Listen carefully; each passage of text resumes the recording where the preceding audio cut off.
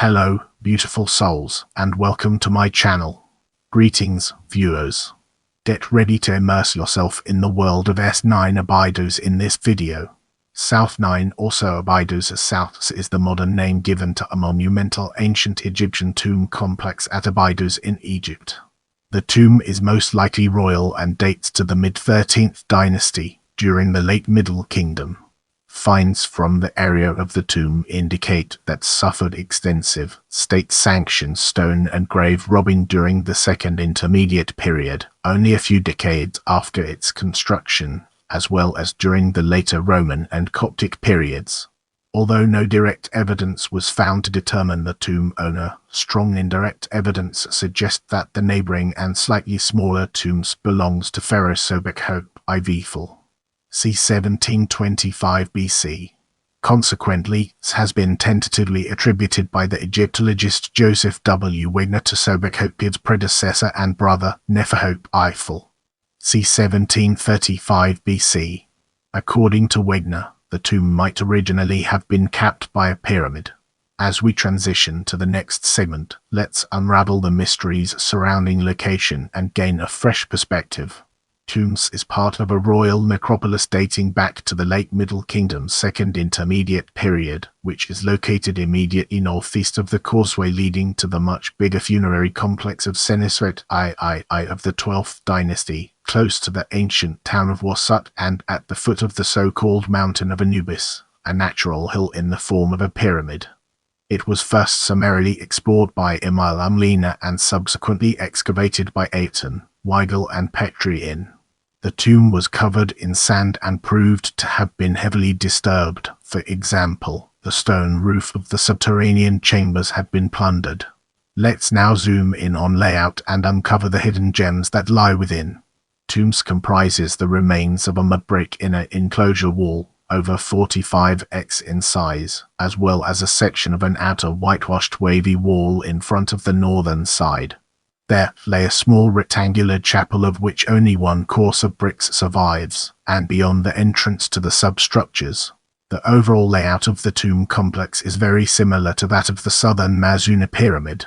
The substructures were dug into the hard sand, some 10 foot below the surface, and lined with smooth limestone blocks. A passage leads to a quartzite portcullis, intended to stop tomb robbers from reaching the burial chamber. Beyond the portcullis was a stone-lined chamber 7x in dimensions, the floor of which had a further passage blocked by 2 portcullis, one of limestone and another of quartzite. Beyond lies the burial chamber housing a massive sarcophagus built from 3 blocks of quartzite sandstone, roughly hewn on the outside, but well polished on the inside. The southern end of the burial chamber also had a recess meant to hold grave goods. Overall, the plan of the substructures of tombs is similar to those found in the Pyramid of Kenja. Small fragments of burned wood were uncovered there during the 1901 excavations, suggest that the wooden coffin of the king was destroyed. Since then, burned bandages, small pieces of inscribed, gilded plaster from the king's mummy mask, and pieces of wood and faience inlay, stone jars, beads, and bone needles were unearthed in the substructures as well as in the rubbles of the enclosure wall. Brace yourselves for the next chapter, where we'll be dissecting type. No traces of the superstructures once capping tombs have survived, and determining its type mastaba or pyramid remains difficult. Ayrton, Weigel and Petrie believed it was a mastaba because of the enclosing wall which they thought would have held the sand packed on top of the substructures. However, the royal nature of sands as well as their architectural similarities to pyramids of the late Middle Kingdom in the area of Memphis have led Wegner to suggest it might have been a pyramid too. In spite of these arguments, the Egyptologist Aidan Dodson asserts that it is still unclear whether this was a mastaba or a pyramid. In this chapter, we'll be shedding light on attribution and its role in shaping our understanding. Excavations in 2003 and in 2014 made it very likely that this structure as well as the neighbouring ones were originally royal tombs. At the latter date, During excavations directed by Joseph W. Wegner of the University of Pennsylvania, a fragment of a funerary tomb stela bearing a relief naming a King Sobek was found inside the enclosure of tombs on the eastern side of the complex, where a funerary temple might once have existed.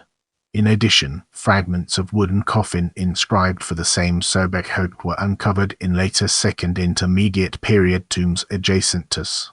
These fragments indicate a late Middle Kingdom date for the construction of S. While in early press reports, published just after these discoveries, King Sobekhotep I was named as the possible owner of the tomb, further analyses now indicate that S might belong to Sobekhotep IV instead. Indeed, not only do the fragments of wooden coffin uncovered indicate a late Middle Kingdom date for the construction of S, but its size means that its owner would have had to reign for long enough to complete it. This only leaves Sobekhotep III, IV, and VI as possibilities, with Sobekhotep IV being the most likely as he enjoyed the longest reign of these three kings. In addition, Sobekhotep IV is the only one of these kings for whom it is known with certainty that he undertook other works in Abydos. As a corollary, tombs likely belongs to Sobekhotep's predecessor and brother, Neferhotep I. This is perhaps indirectly confirmed by the observation that both Sobekhotep IV and Neferhotep I are known to have been particularly active in Abydos. Your feedback helps me improve, so please take a moment to leave a comment or review.